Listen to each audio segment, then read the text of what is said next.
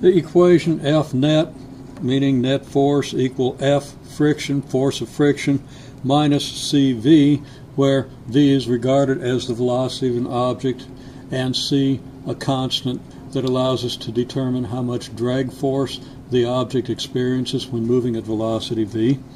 This equation can be written as mx double prime equals force of friction minus CV, and then as x double prime equals force of friction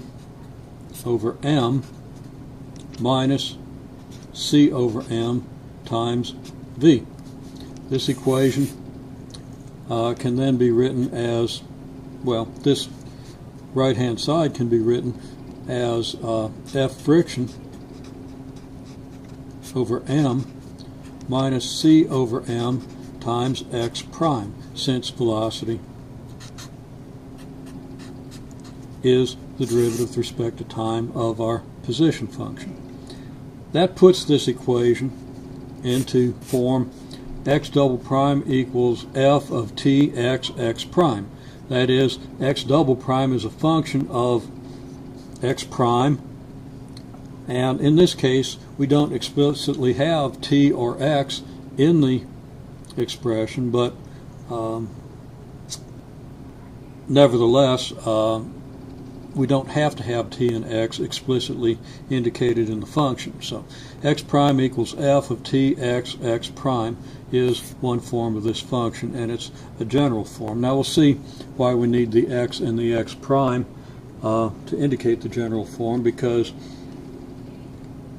if we add negative kx to our net force, we get the equation F net equals force of friction minus CV, and I'm going to call that Cx prime now, and minus Kx. So we see that this is of the form, well, we can write this as mx double prime equals all this, so that x double prime equals force of friction over mass minus c over m x prime minus k over m x, and this is also of the form x double prime equals something, and that function would be a function of our clock time, our position, and the derivative of our position. And in this case we see that the position and the derivative of the position are now part of our function.